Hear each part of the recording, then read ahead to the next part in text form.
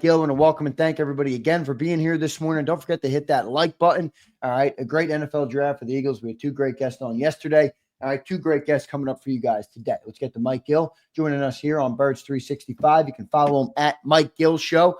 All right, go check him out on YouTube at Mike Gill Show over there as well. Mike, welcome to the show, man. How you doing here on this Wednesday morning? I'm doing well, boys. What's going on? Doing well, Mike. Basking in the shadow of the draft that is now behind us. You get to talk about it every day with your listeners and the text line, and how do they feel about the Eagles Hall? A lot of optimism I get. Do you get that same optimism? Yeah, well, it's funny because I think what Roseman has created over the last couple of years is benefit of the doubt. So even if you didn't like picks, it's almost, I'll give you the benefit of the doubt because they've done such a good job.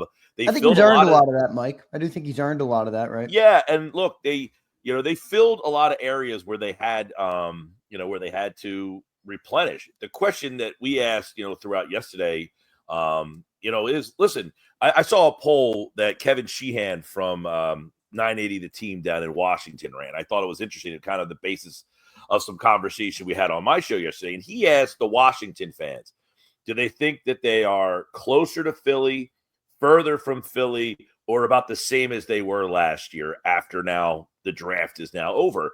And about 53% thinks they're closer to Philadelphia. And I don't think that's outlandish if you look at it of, hey, we're Washington.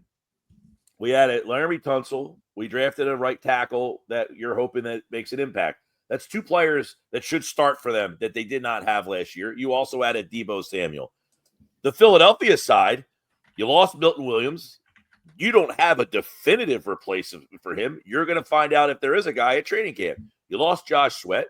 You don't have you guys were just talking about it. You don't have a definitive guy. You're hoping Jalix Hunt, but that's a wild card. You lost Darius Slay. You don't have a definitive answer there. You're going to battle it out at training camp. You lost Chauncey Gardner-Johnson. There's no definitive answer. That's another training camp battle. You have 4 training camp battles that need to be figured out before you say we're a finished product here. Right. Meanwhile, Washington is saying, hey, we have our offense that went to the NFC Championship game. We add Laremy Tunsil. Our first-round pick is going to play on the right side. We think our offensive line's better. Deebo Samuel, I know some people are iffy on him, but it's the best weapon they've had opposite of Terry McLaurin. So if you're in Washington, do you think you've closed the gap on Philadelphia? I won 12 games last year. I feel like if I'm Washington, there's a good reason for me to say we match up way better than we did a year ago. Fair take. Get me fired up for training camp too, Mike. Right? Well, listen, we asked the question, like, Vic Fangio all of a sudden has become like Jeff Stoutland. Like, just give him players and they'll just be good all of a sudden. And to which I said, oh, everybody, I like Vic Fangio did a great job last year, but pump the brakes a little bit. Like, he just was in Miami and that team was a disaster. He got fired from Denver. Like, it wasn't like all these teams were just magically great. He got here and he did an unbelievable job with what he had. But, think about this. We talked about it yesterday because somebody texted into my show about, well, Jaden Daniels might have a sophomore slump. Okay. Well, what if Quinyon Mitchell and Cooper DeJean take a step back? You can't talk like that, Mike. No, it's I'm just saying. It's a great point. I'm just joking. Here's another one. Zach Vaughn was an all-pro out of nowhere last year. Is he going to be better? Is he going to be the same? Or is he going to regress a little bit? I have no idea. Those 3 players, you're all just assuming are going to continue to get better. And I hope that they do. I think the only guy on defense right now where you're like, I think I know what I'm getting is Jalen Carter. Other than that, is Nolan Smith going to be better? Is Quinyon Mitchell and Cooper DeJean going to take another step forward? What is Reed Blankenship without Chauncey Gardner-Johnson next to him? I watched him play in 2023, and I didn't like what I saw all that much. So can he be the leader in the safety room that he had to be in 2023, and that didn't work out so well? So there's a lot of stuff on defense that I think training camp is going to have to really figure out. So you got questions on 10 of the 11 starters on D, and I don't think you're unfounded on many of them. Well, how many of No. these guys? I mean, you got two guys who are now going into their second year.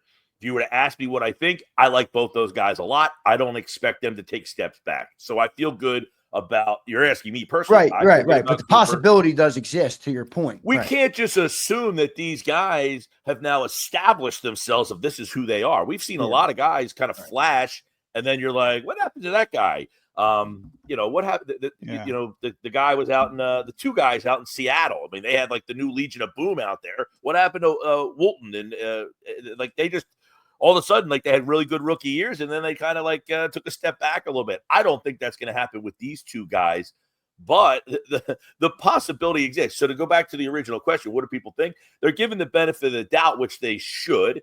They filled a lot of areas. They drafted 5 straight defensive players.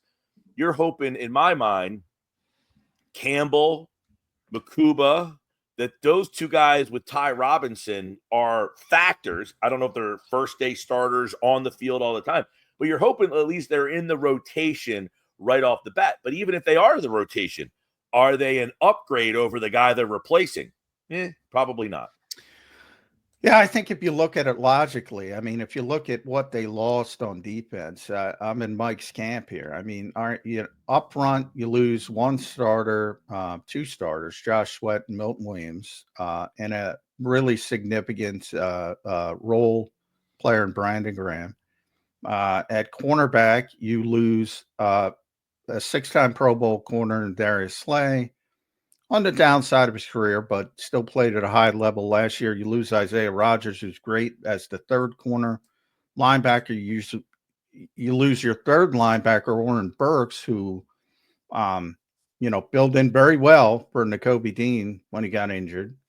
And Nakobe, who knows when he's going to be ready? Who knows when Jihaad Campbell's going to be ready? And then at safety, as you pointed out, you trade C.J. Gardner-Johnson, who's just, playmaker leaves playmaker, and now you have to replace that. And what at any of those spots have the Eagles improved? I would argue no. That's a lot of spots. Sight unseen, I would say no. I mean, is Drew Makuba going to come in? Short term. Is Drew Makuba going to come in and get 6 interceptions? I find that hard to believe, but hey, I'm hopeful. Is Ty Robinson going to come in and give you outstanding pass rush and play 50% of the snaps? Hopeful. Don't know if I see that right off the bat. Campbell's a wild card. How do they use him? Where do they use him? How many snaps is he getting? Like I talked about this on my show, maybe with you, John, on Monday. He was the 31st pick. Okay. He should have been a top 10 pick. They had him on the board, yada, yada, yada. I'm sure you got similar rhetoric to when Nolan Smith, we had him higher on our board, blah, blah, blah. Nolan Smith was picked 30th. How many snaps did he get as a rookie? Yeah, I pointed that out. Minimal. So he made a minimal impact in the same draft position as Campbell did. So I am hopeful, and I like the Campbell pick a lot. I am hopeful that he has a bigger role than a player like Nolan Smith did as a rookie. Nolan Smith had essentially no role as a rookie. He was picked 30th. Yeah. Campbell By was the way, picked that 31st. applies to the 2nd round pick too. John pointed this out to me. The 2nd round picks who have contributed, Cooper DeJean was 40, Landon Dickerson was in the 30s, even Cam Jurgens was 51. Makuba was 64. The closest one he was drafted to was Tyler Steen, who was 65, the first pick of the 3rd round, and he barely plays in year 3, going into year 3. So yeah, I mean, and you look at, I think of that group, Campbell, obviously you're hopeful that, he really was a top 10 player and the injuries kind of pushed him back, but that he's healthy and can contribute in play. I'm just going off of Nolan Smith was drafted in the same spot. So if you're saying he's a 1st round pick, he has to contribute. Nolan Smith was too, and he contributed buckets his first year in this league. 0. He gave you a nothing burger as a rookie. Now, 2nd year, he was better. Maybe Campbell the first year, maybe we should, curb our expectations for Campbell. But I'm looking at corner. Mac McWilliams is a guy I like a lot. Now, he's been a slot guy for the most part. Are you going to stick him on the outside and say, hey, go battle with, Adoree Jackson and Kaylee Ringo and get into that competition? Or are they going to use him as, hey, we're going to put this guy in the slot so that we can use Cooper in dime packages on the outside and move this guy in? So he's going to be interesting to see how they use. But you look around, we talked about yesterday on my show, Darius Slay, was he a all-pro? No, but you never had to say, oh, my God, Darius Slay's on the other side. You knew the guy was giving you a professional effort every single week. Are you getting a professional effort every single week and every single quarter from Kaylee Ringo? Or is there big plays going to be happening every now and then where you're like, hey, remember the term X play when Chip Kelly was here? You saw him every week. Like, is Kaylee Ringo or Adoree Jackson ready to be a similar level of contributor that Darius Slay? And we're talking about Darius Slay here. We're not talking about some bozo who just walked out the door. He was pretty darn good last year. And you just take for granted because Quinyon Mitchell was so outstanding. Yeah, I'm with you. I mean, all around. How did I wake up and feel like I'm being the miserable guy today? Oh, my goodness, Mike. You came in. You're pouring gasoline everywhere, Mike. You need to take some of the heat off me, so I appreciate it, Mike. No, I got my coffee. I'm feeling good. I'm outside. It's 80 degrees down the because shore. I think it's, there's a lot of assumptions being made that rookies and very young players are going to replace really good players. Yeah. And it generally doesn't work out that way. Might happen, or we're talking about 7 positions. I ran them down. 8 really, if you want to add Oren Burks. Maybe it happens with 1 or 2 of them. By the way, John, you have to add Oren Burks.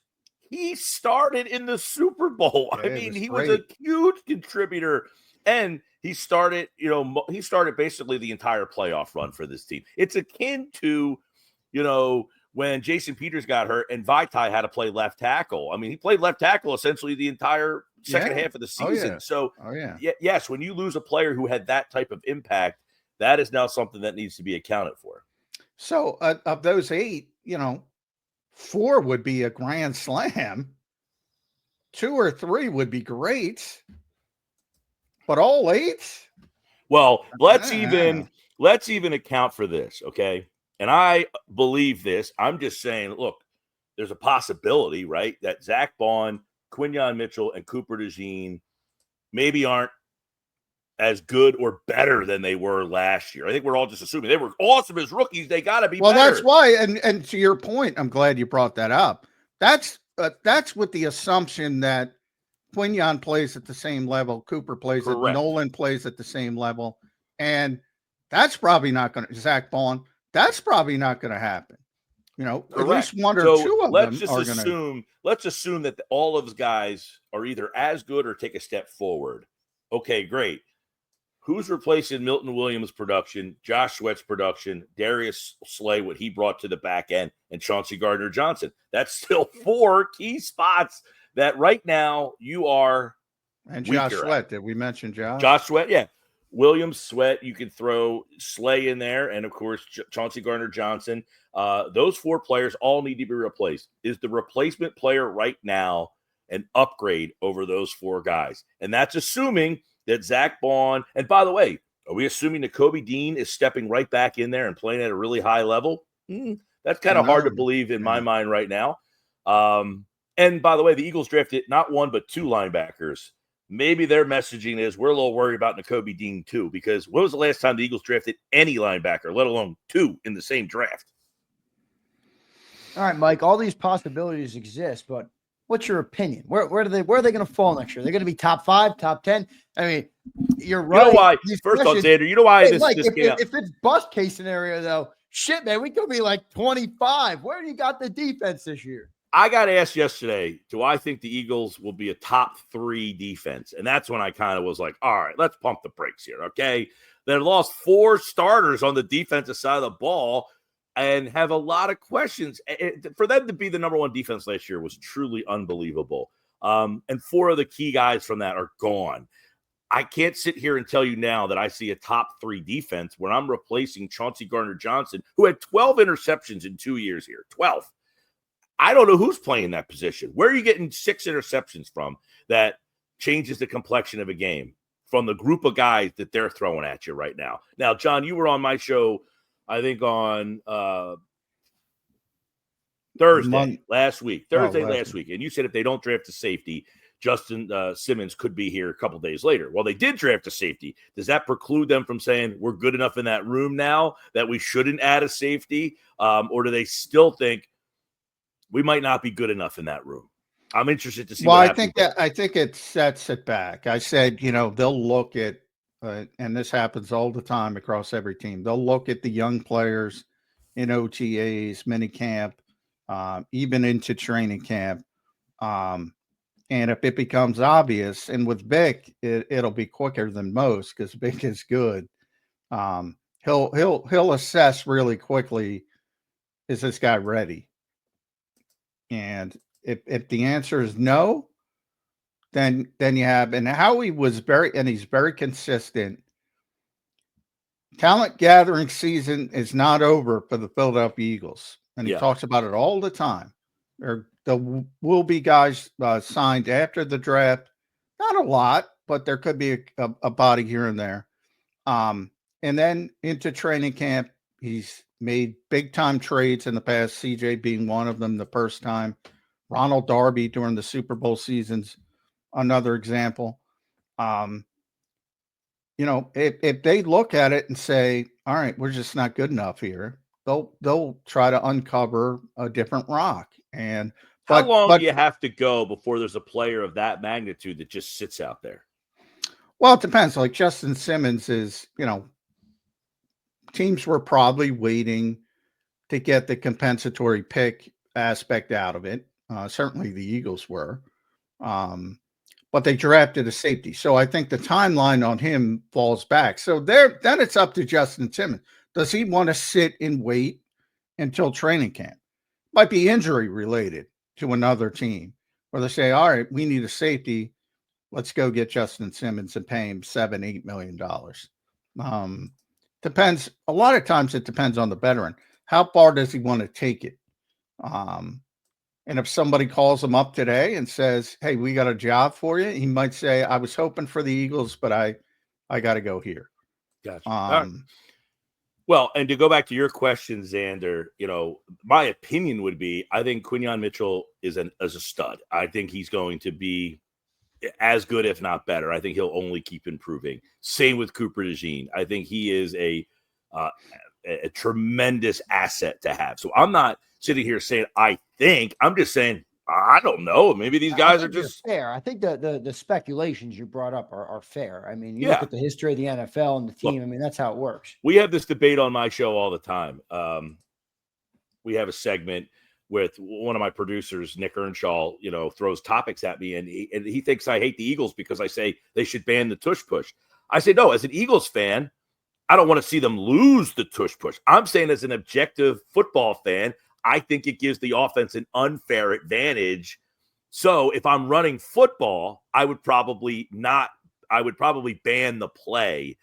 As an Eagles fan, I don't want to see the play go, so I'm not advocating that. So my point is, I'm just trying to look at it from a football landscape, not an Eagles observer. I'm just saying you got two young guys who were a big part of your defense. Do we all anticipate they're going to be better than they were a year ago? That's hard. I mean, it's like for these guys to continue to improve, that's how you become. This is the big step for there. Like, you take a look at Zach Bond. He came out of nowhere and did what he did last year. I would imagine teams are going to watch what he did on film and try to attack him a little differently and do some different things.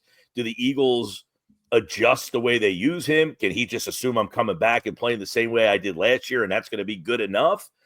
Zach Bond is a complete wild card, I have to assume. I mean, this guy's not Mike Singletary in there all of a sudden. I mean, he might be.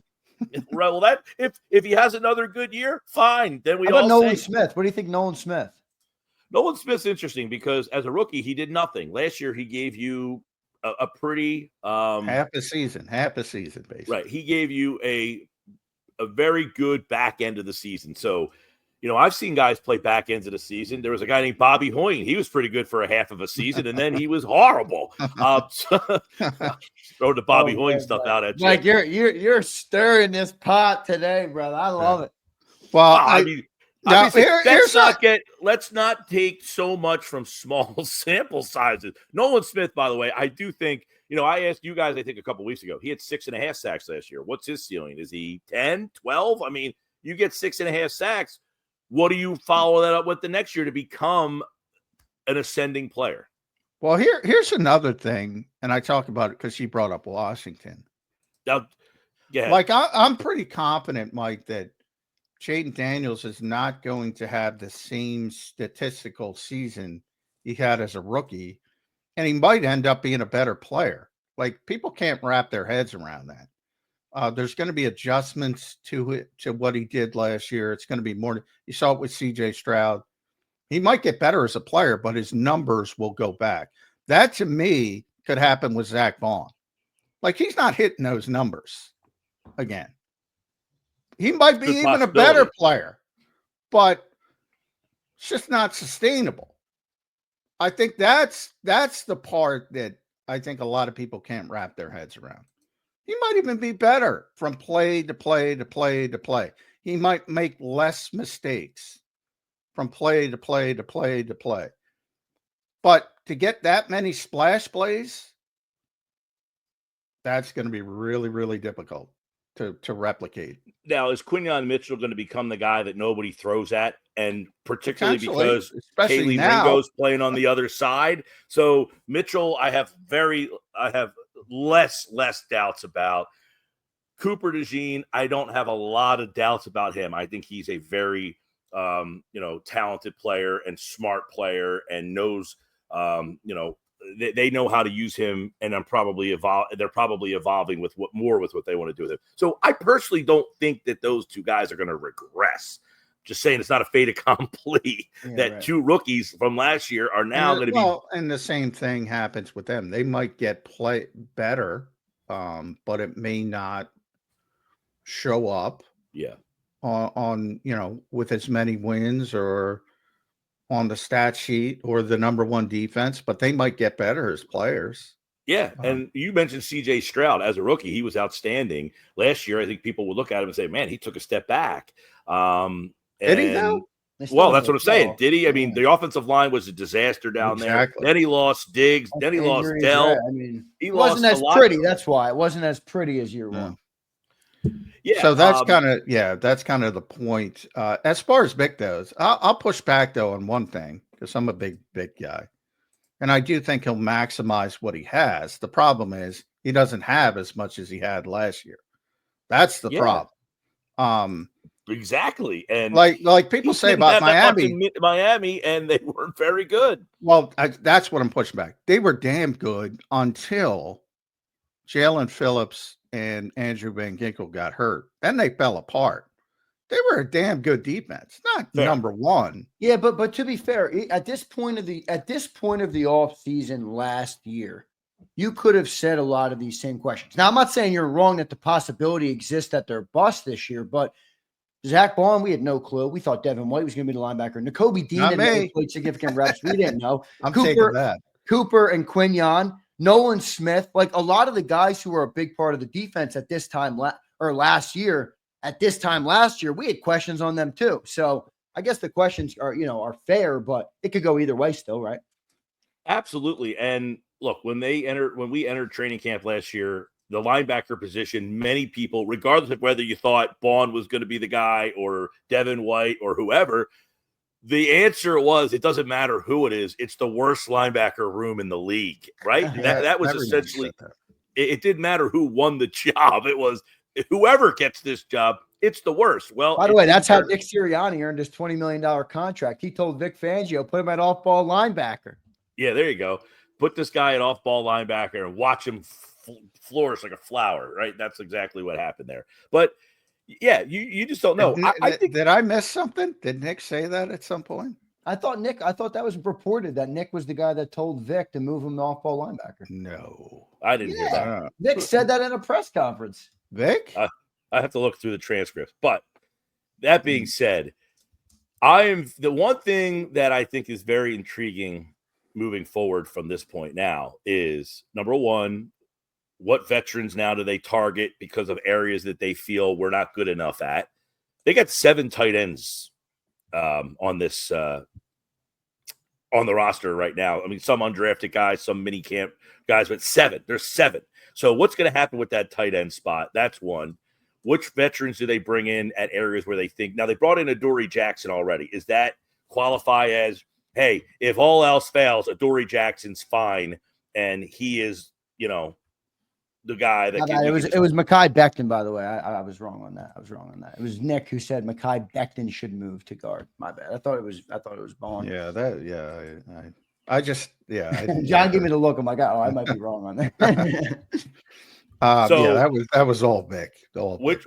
Which veteran players do they target? Like, is Adoree Jackson, like, do they feel like, hey, if we want Ringo to win this job, but if he does it, we got Adoree Jackson and we're cool with that? Like, is Adoree Jackson just a solid enough player, won't embarrass you out there, and is a solid veteran? Fine.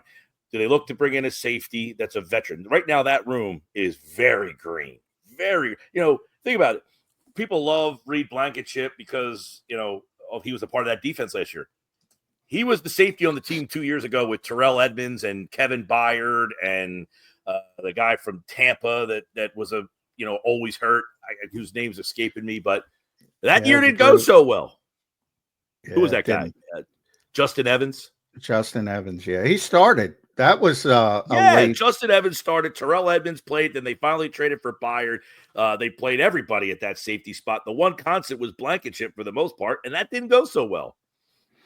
Justin Evans was sort of the Nakobe Dean of that year.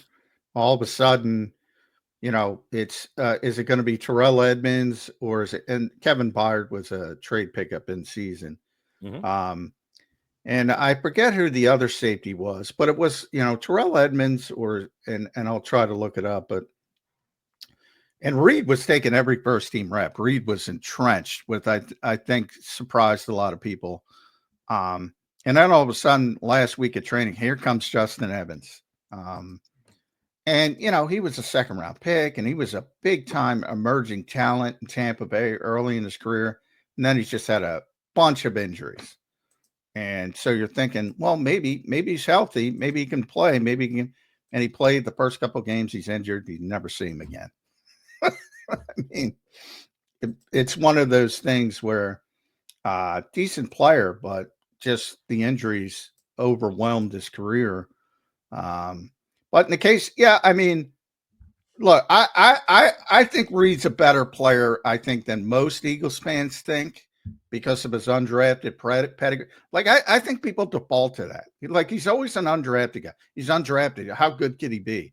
Well, I see him play every week. He's damn good. Yeah. He was damn good last year. He wasn't the problem. And he was one of the guys. Sometimes you're not the problem, but as a unit, if he's the guy you're relying on to be the best guy of the unit, are you good enough? Yeah, the problem is replacing CJ and what he brings to the defense. Absolutely. That's the problem. That to me is wholly different from Reed. I think, Reed's rock solid at his job. But to assume that Andrew Makuba or Sidney Brown are going to replace CJ's production, they'll probably won't be as big a pain in the ass while having that production, but I'd rather have the pain in the ass with the production. Of that group right now, right? You got Makuba, you got Sidney Brown, Tristan McCollum, Lewis Seen. You got 4 guys who have a combined 10 games. Really, Sidney Brown really hasn't played all that much. He started a little bit as a rookie, but you got McCollum, who got on the field a little bit last year. So you got basically no experience at your safety spot. So that right now, there's a definitive no answer for what that spot is. Your corner spot, if you're going with Ringo, he's got some experience, but not a whole heck of a lot. So that's a complete wild card at this point. The other 2 areas, I like Morrow. I think he can do, is he going to make $26 million based on what he does this year? He ain't going to be Milton Williams. I like Morrow too, but he ain't going to, bottom line, he ain't going to be Milton Williams. And he ain't going to get paid here if he is that. I think Morrow, at least you could say, okay, is he Milton Williams? No, but at least I know he can do the job. He's had a role here before. I can at least say, hey, so the question is, who replaces what Morrow did, right? And is that Ty Robinson? Is it somebody else? Is it Thomas Booker, Gabe Hall, one of those guys? Can they have a bigger role?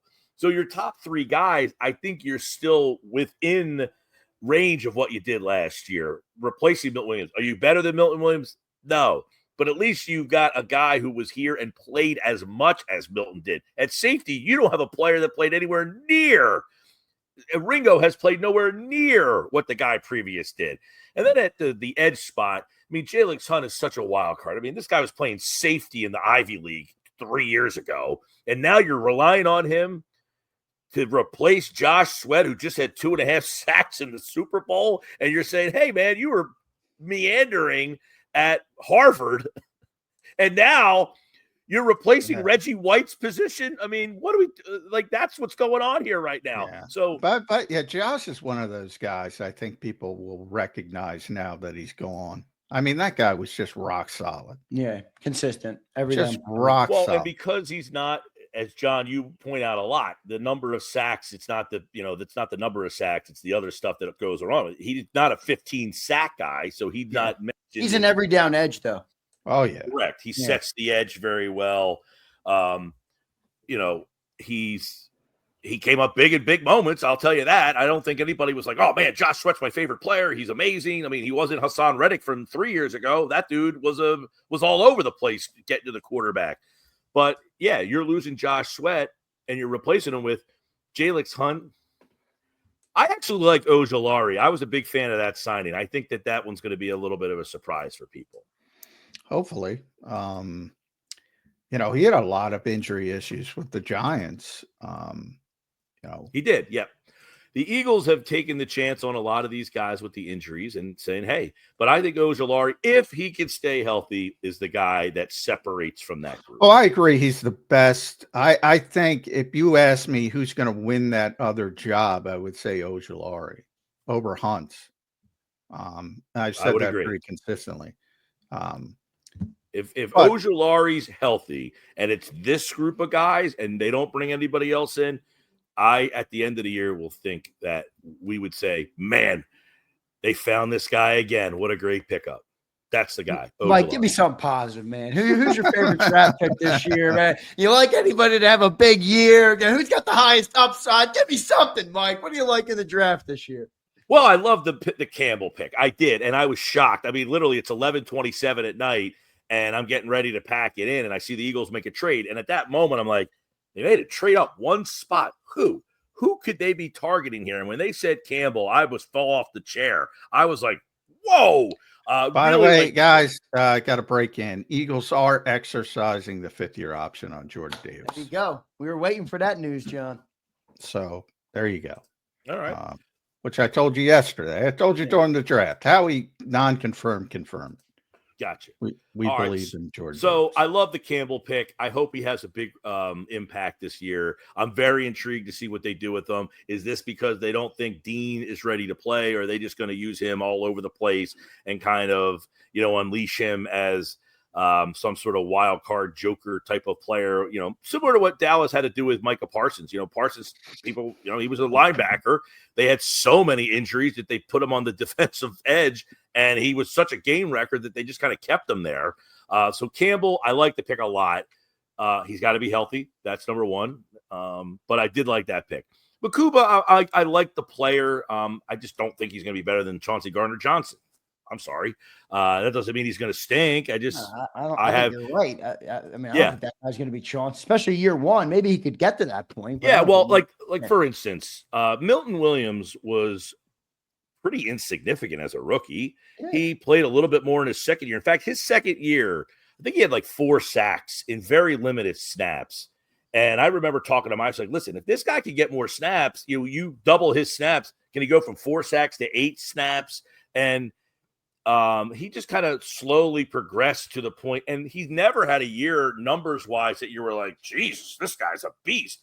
But he made a big enough impact, but it was a slow rise for Milton. He, insignificant rookie, very slow. So even if Ty Robinson has a role, I would imagine it's not a huge role like Milton was as a rookie, and he might flash in small amount of snaps, and you might say, why isn't this guy getting more time? I was always championing for Milton to get more time, but Ty Robinson is 285 pounds. I mean, he's a smaller defensive tackle, so he might not be able to play half the snaps right away. They probably need to get him bigger and stronger. So I like the Ty Robinson pick. I do wonder, they traded. I was in the car a lot on Saturday, and they just kept trading back.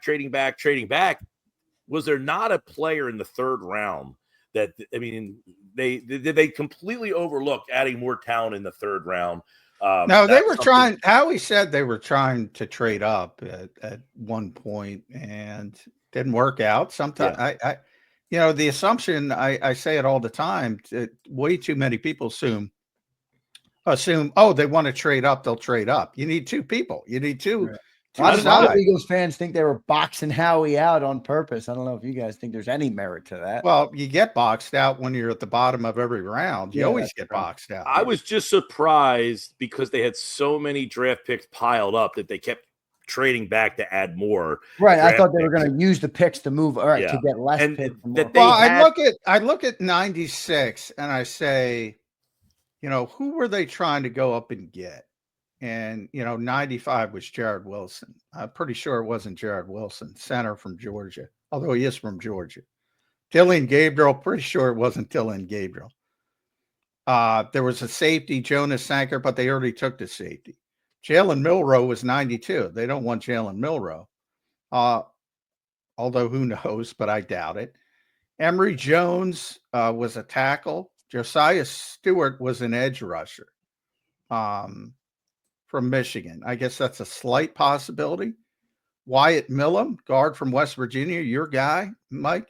That's a possibility. They did homework on him. How about the 101 trade back, John? Wasn't Jalen Travis taken right before there? That was the guy I thought maybe they No, Charles Grant. Charles Grant. No, but if they wanted Charles Grant, they would have took him at 96. So I think that the trade at 96 was the key. They wanted to move up from 96. And when they couldn't, they just moved down again to try to maximize probably from their point, the grouping fell off. Yeah. And they felt comfortable going into the 4th round. That said, Zander, I'm talking about Ty Robinson. I like the player a lot. I think he's going to have a role on this team. I don't know how big it is, but again, my point is, Milton made $26 million based on the year that he had, right? Not the career that he had, right? I mean, they didn't look back and say, as a rookie, man, this guy is going to be a $30 million player. But I think Robinson can have a role in this team that makes a little bit of an impact right away. I do like Smile Mondi, as I thought he was a pretty sneaky pick at 5. Very productive player, Georgia player, little small on the smaller size, but I wouldn't be shocked if Nakobe isn't ready, if he's a factor right off the bat, because that dude could play. He is a beast tackler, fast, athletic, and I mean, basically is in that spot because he got hurt, same as a lot of these guys, but that dude is a player, big time. So that, and I like their deep picks. Whatever. I mean, you're talking about offensive linemen in the 6th round, but Hinton's dad was a beast. I can tell you that much. His dad he was a hell of He was on the show yesterday, our afternoon show. Chris Hinton was on our show. Really good, really cool to hear him. Should be in the Hall of Fame. Yeah, Chris Hinton was a stud. If his kid is anything close to him, well, he's not. You got Jeff Stoutland. Well, let's say Pete Kendall. Chris Hinton was the 4th pick in the draft. He was Lane Johnson. Yeah, he was awesome. Yes. Yeah. All right, Mike. I want to give you a range. All right, for Jihaad Campbell. The range is, and I know they're different positions, so it's going to be hard, but I think you'll understand what I'm saying. The range is Nolan Smith rookie year, and the other side of the range is Quinyon and Cooper's rookie year, where they were huge parts of the defense. Jihaad Campbell will fall where? How big of an impact will he be rookie year? Well, I would say somewhere in the middle of those two. Somewhere between Nolan Smith. If you had to go, that's a good thing. I was worried you were going to say Nolan Smith. If you had to go 50-50 though, if you had to lean one direction, so go 51-49. You going up or going down? That's good. There you go, John. As much as I got to go toward Nolan, because this is not even go towards Nolan. This is not even hard for me. I'm going towards Nolan. Negativity continue, but it's more about the injuries. Yeah. I got no idea when this guy's going to be ready to play. I don't even know what they're going to do with him. Well, yeah, but I mean, we know what they want to do with him. Yeah, so, absolutely. But I use Cooper as an example. Remember, Cooper hurt his hamstring. Yeah, and I remember talking 4 weeks. Yeah, he didn't play for 4 weeks because he hurt his hamstring 20 days before training camp, and he was out for 3 weeks in training camp. And Vic decided, oh, we got to push this back for 4 weeks. And Cooper was changing positions from his college position, so part of it was learning a new position. This guy's learning a bunch of different positions. At least that's the projection. Jihaad Campbell. I have no idea when he's going to be healthy. Everybody talks about Nakobe Dean. Well, what makes you think Jihaad Campbell's going to be there week 1? He just had labrum surgery. Yeah.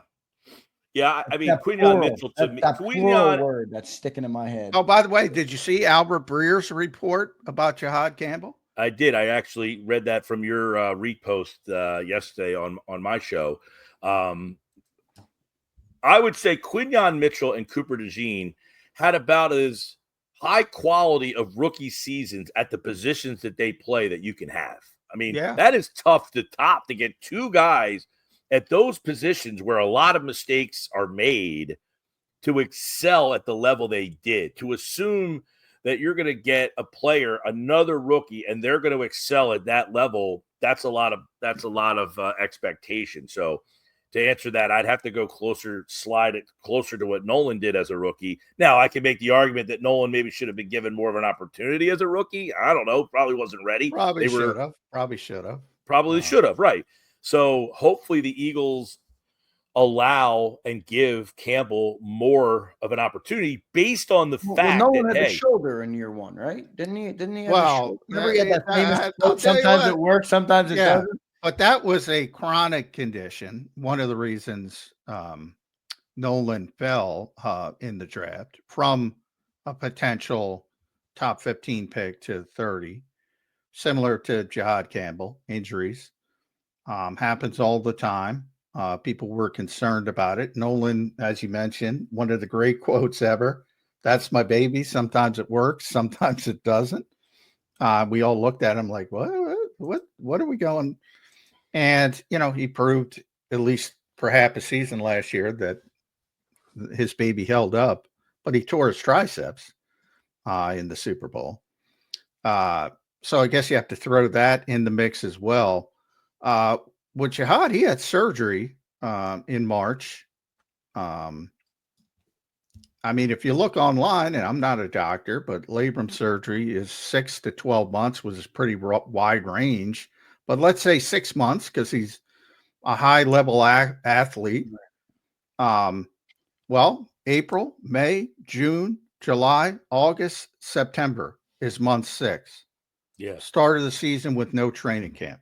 Training camp. And Vic Fangio's defense? I don't think he's starting week 1. There's no way. I mean, look what happened. Cooper was out for 3 weeks in training camp with a much less serious injury. And it took him to week 5 to get in the lineup. Yeah. So I think people need to temper their immediate expectations with Jihaad Campbell. And Howie said, long term, we have no concerns. That's what I think you should be focused on. I would imagine to get drafted in that spot, the medical stuff has to be checked up, down, inside out. Now, somebody texted in to my show the other day and said, "Oh, they got Sidney Jones completely wrong. He had an Achilles problem. They drafted him. Right, he gets some wrong. I mean, exactly. It happens all the time. So just because the doctors have said, hey, because look, they get criticized a lot for not taking DK Metcalf. Well, Metcalf had a medical red flag with his neck, right? I mean, he had a neck problem that. Yeah, he was off their board till day 3. Correct. So when they took JJ Arcega-Whiteside and DK Metcalf was there, not because they didn't think, maybe they thought DK was better, but medically they were told, hey, you can't take this guy because of a medical red flag. That red flag was not on this particular player, so they felt comfortable enough taking him, which is why I think we should feel comfortable enough that he will be ready at some point. When that point is, who knows? Yeah. Yeah, long term, and that's what Howie said. Long term, there's no concerns. Well, and one thing I think the draft is for the long term, not immediacy. But when you're at that draft and in that moment, you want that guy to play and contribute right away. Especially when you lose all those guys on defense. And especially, it's a first-round pick, and we're all just kind of trained, hey, you're a first-round pick, you got to play.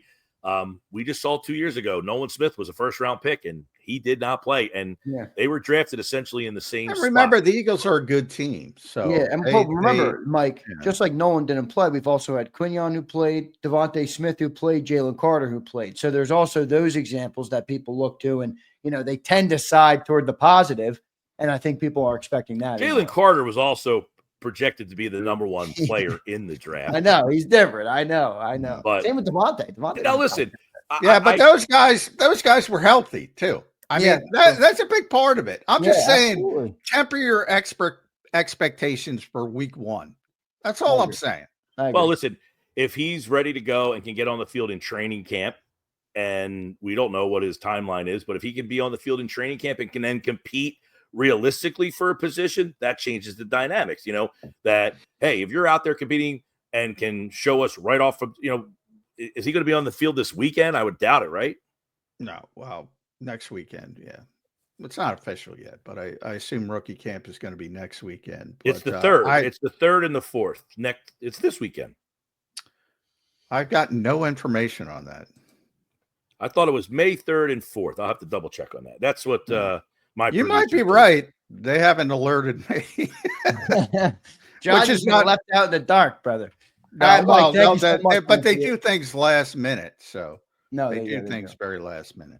All right, Mike. Thanks for the extra time today, man. You came thanks for bringing. Now I have to check. Thanks for bringing that up to me. You might have to work. Came in here with a 5-gallon jug of gasoline, and you unloaded the entire thing on the Birds 365 community, and I love it. Mike Gill, well done, brother. We appreciate it. Make sure you guys follow him at Mike Gill Show everywhere. Also on YouTube. Go subscribe to his YouTube channel at Mike Gill Show, and listen to him on 97.3 ESPN down the shore. Mike, thanks for doing it, man. We'll talk to you again next week. See ya. Thanks, Mike. Coming in. Great stuff from Mike. I'm trying to look at. He's got you in a frenzy, doesn't he? Yeah. Well, it was May 3rd last year. I don't know what he's looking at. Like the Eagles published off-season work was, their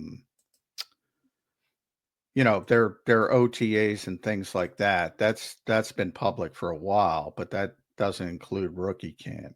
They heard you. They heard you say the Temu signing too much, Johnny Mac. They're no. This is just how they work.